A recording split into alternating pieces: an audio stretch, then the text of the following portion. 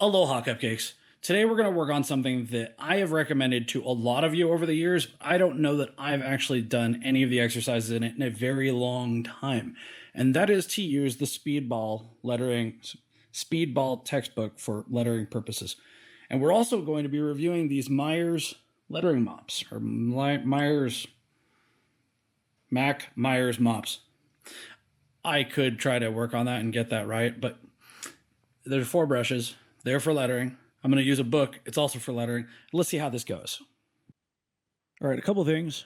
I have not been doing letters in a long time. This book, the Speedball book, is something that I recommended to literally everyone before I stopped doing lettering when I jacked my wrist. And these Meyer Mops, I think we're going to probably use a couple of them, along with alpha paint and a little bit of thinner.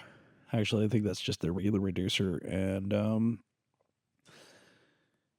yeah, so those are the rules, basically. I haven't done this in a long time. I've recommended this book a billion times. I am going to adhere to my normal practice techniques, which is where I work for 7 minutes, take a break for 5, and then, just kind of mess around, evaluate myself, whatever.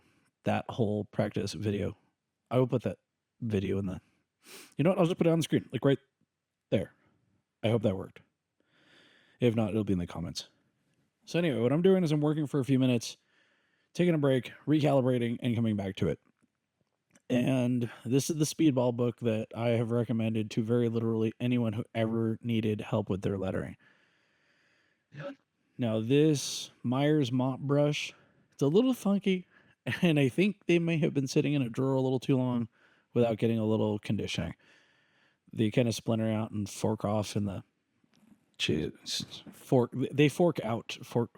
They split into a fork. Okay, that's the. So there's a little goofiness going on in the tail of these things here. So yeah, that's just what's going on. Now for these straight lines, this is pretty straightforward for me. I will tell you that I went through this whole set. Yeah, I went through this whole set trying to get the ends to be smooth or to at least be squared off against the lines. And I also noticed that we're having some weightlifter problems over here because my wrist is still jacked up. It's just a different jacked up. And then I moved over to the thinner brush. I will tell you guys, for practice purposes on this paper, the thinner brush worked out a whole lot better for me because I have the luxury of being able to add extra lines. So the book itself, you can't really totally see. Well, no, you can see it. It's on the screen. There's that exercise that's directly in front of me, and I'm on page 1, not on page 2. And it's just straight lines, vertical, horizontal, straight lines, and I put it in a grid. I think this is actually one of the pen and ink exercises that, to be honest with you, I haven't done this in 20 years. I used this long before I was ever a pinstriper so that I could hopefully be able to make letters. And I think I was doing this with a calligraphy kit. It's kind of where I got the idea to pinstripe, because it seemed that whenever you started doing lettering with a paintbrush, pinstriping was just a natural occurrence with it. So yeah. But drilling through this, I can tell you just getting here into the third set, I think I'm about 2/3 of the way through this one. No, I wasn't entirely comfortable just yet. I think it's like the next set of lines I started finally getting comfortable with this. Each one of these sets of lines took the extent of my practice time, so each one of these was its own set, essentially, for me.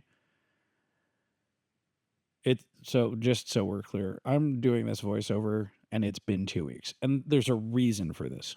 So I wanted to work on this a lot more before I actually made my opinions about these brushes. In this video, you can see how they're working and how I'm working with them, but I wanted to drill through this in a real circumstance, and I didn't get to video what I was doing in real time, unfortunately. I was at the Sacramento Autorama, and I spent a week doing this. So this was an everyday occurrence. And I'm just going to leave these shots of the top of my head in the video, just because Honestly, I don't have an additional clip. Not, I do, but it's kind of, there's some editing errors going on over here today. Apparently one of my SD cards kind of partially failed. So we're just going to leave it as is because I don't really want to have to start over, because in a real-time version of this video, it's an hour and 20 minutes long. So the upload time, part of the reason that this has taken 2 weeks, aside from me wanting to have a better understanding of what I was working with, I also had to dump, almost 2 terabytes of video because I shot this raw like a genius. And so yeah, there were some issues with this video. So you will get to see the top of my hat, and I'm sorry about that. No, I'm not. The top of my hat is amazing because it's a Kangol hat. Okay, it's not actually amazing. It's just a wool hat, and I just happen to wear it all the time because it's comfortable. And apparently there's cat hair on it. I wonder whose fault that is. So anyhow, I'm back to it. I've been drilling with this thing since this video was shot 2 weeks ago. Even after I've done a couple of jobs where I've done the lettering and I've been working with it, this silly little exercise, even if I just spend, I think it was like yesterday I spent 15 minutes. I only did 15 minutes, and what I did was I went through each of the shapes, and I did go through both pages. So for this video, I only did the first page because apparently they're 2 different font types. But I've been going through just each of the shapes individually. 15, 20 minutes or so. Yesterday was 15 minutes because I was getting a little rushed, but just working on this and using this as a reference guide and having these sheets of paper out with a grid already on it has made it infinitely easier for me to do this. Like, my confidence is like way better than it was. My accuracy is still, some of the vertical lines and then some of the spots where I'm doing the curves, I found that little kink in my wrist, so I have to go over them again. But I think for the purpose of me trying to line up and for me to understand the anatomy of each of the letters, this has helped me tremendously.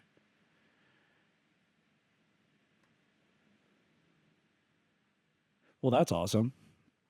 We're having a windstorm here in Carson City right now, and it's been going on for a couple of days, but sometimes even downstairs in my house, the whole house is shaking, and it's kind of yeah, it reminds me of that environment I was in once upon a time. No, it wasn't good. No, I won't tell you about it. Anyhow, the what's going on here? Oh. Apparently somebody was calling me while I was filming this, and obviously I didn't answer because I'm kind of a jerk like that. But I'm not even going to try to go back in and pull that clip out of there. We're just going to leave it. The editing of this video has just taken so much time out of my week. So all of these straight and diagonal lines have helped me a lot. And it seems a little bit weird, but when you're a pinstriper, I focus on either straight vertical lines and like a ton of different arches in every direction. I don't really do too much in terms of like straight lines and 90-degree angles and corners. So for me to do this, as amateur as this looks, it's because it's not a daily occurrence with me.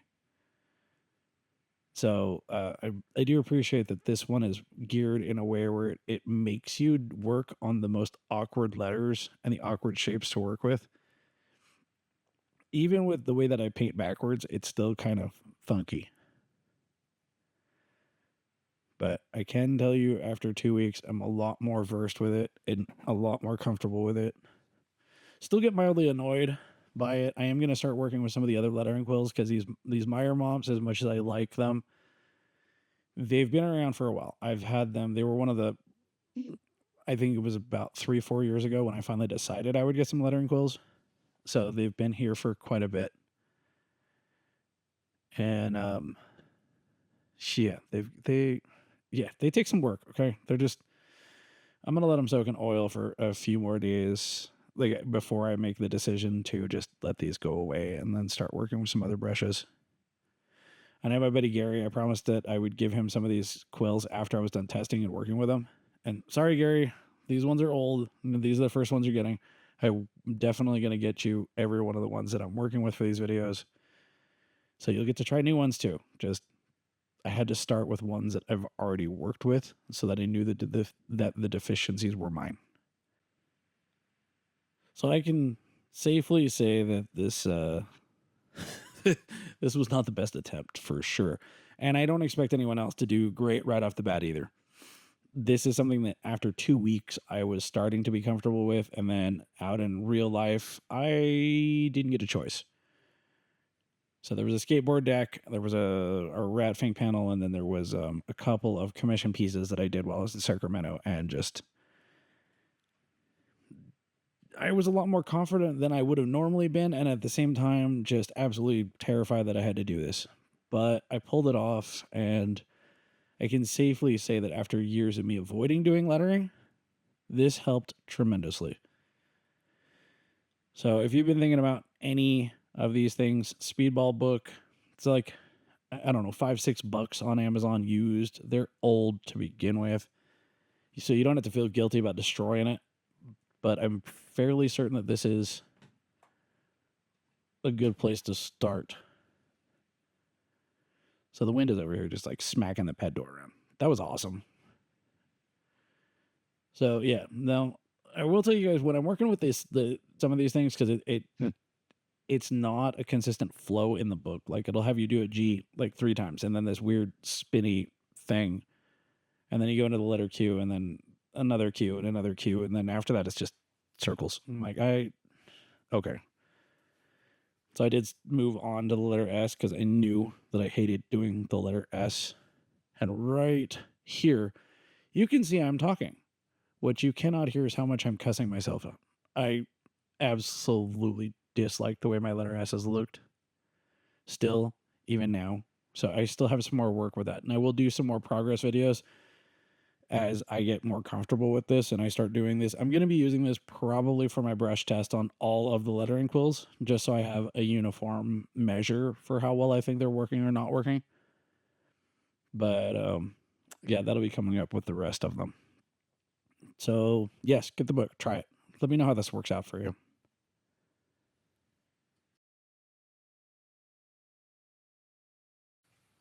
Well, could have done better. I'm still not really going to say that I'm confident lettering, but I will say that this thing helped. It helped a lot.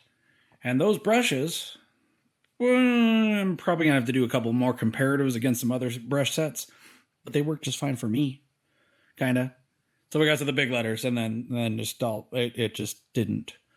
So maybe I need to start over and do this on a bigger piece of paper and do this with the bigger brush. I don't know. This was the first round, and so far, so good. Till the next video, stay moist, my friends.